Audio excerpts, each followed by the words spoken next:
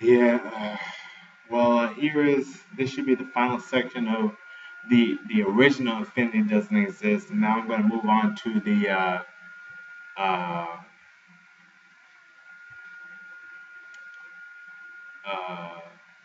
after I'm done with this video, I'm gonna move on to the later iterations. But yeah, I was talking to the same guy on YouTube, commenting back and forth, and I had a little problem because I put something in Notepad. My there's something wrong with my YouTube comment thread, and I typed the text in Notepad and then try to copy and paste it, and it did this weird formatting error where it double spaced everything. So I told him about that error, and the same argument came up, which is that if pi exists, then infinity must exist.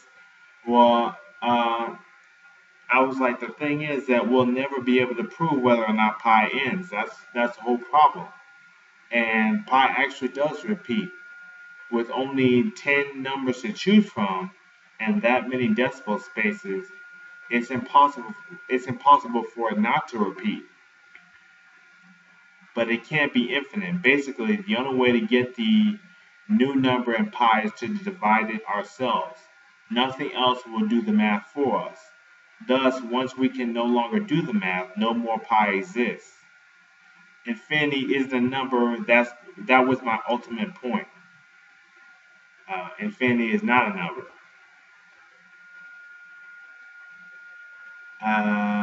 And then he accused me of saying that infinity was a number, and I repeated, infinity is not a number. I said that it is greater than any number. It doesn't have to be a number to be greater than any number. In order to describe a quantity, you need a number. You can't describe a quantity as being honest or scared or something no one can verify.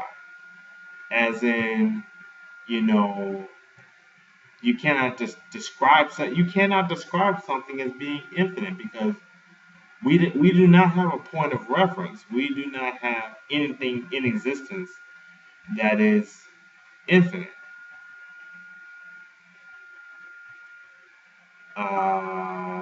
So you cannot describe it that way and expect it to have some sort of meaning when it really doesn't mean anything.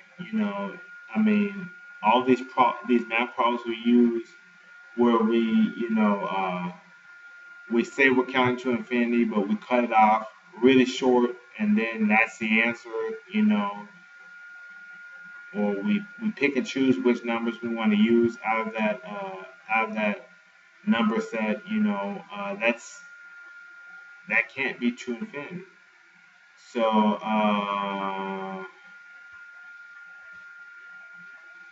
and I made an error. I was still going on the old assumption that dividing something by zero or dividing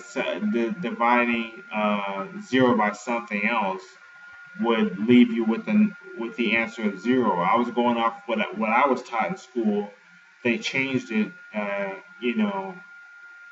as I got older, and now it's just an error. So you won't get an answer at all. And I am going to answer that. I'm going to answer Winter Chaos's comment probably in the next video. However, the limit of ax where a is a positive number and and as x approaches zero from the positive side is actually, you ready, infinity. And basically he was describing limits. Whereas uh, divide something if you divide something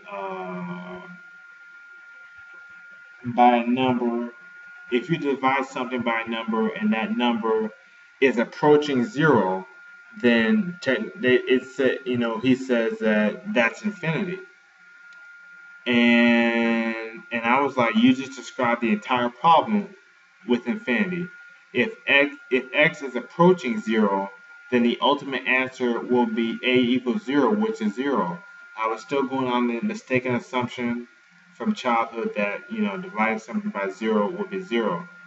If only if x only approaches zero and does not reach it, then x will have to stop short of zero, which makes it finite. And that's you know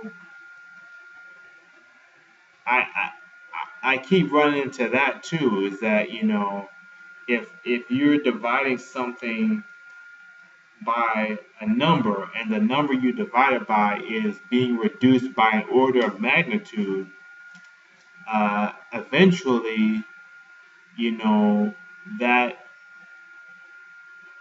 that thing will get so small that it literally will not move anywhere, as in it will not advance at all. Uh, and uh,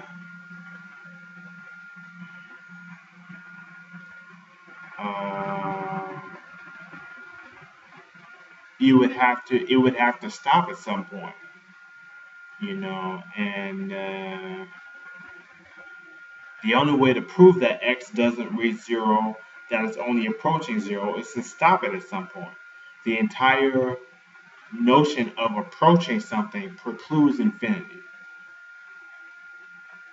And I said, truth be told, he asked me, why don't I publish a book? And I was like, truth be told, I won't reach anybody if I self publish or make a YouTube video, because I'm not Stephen King or Stephen Hawking or Psy, the guys who did Gangnam Style. So no one will care. So if I want attention, I need a captive audience, peer review. Uh, a story about the sun being a spaceship would make excellent science fiction. Uh, and that was in response to what he was saying. Uh,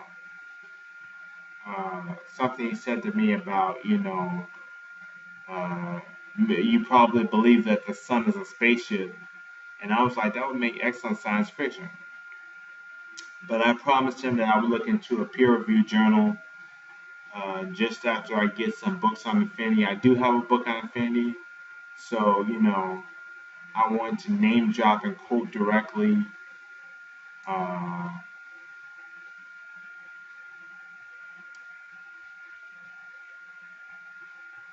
and I was like, I'll have to submit by mail or through the internet. So that's the end of the really long series of comments between. So I'm gonna move on to the next one, and I think I should do Winter Chaos, the first response, and yeah, I mean, let me know what you think, and have a nice day. Bye.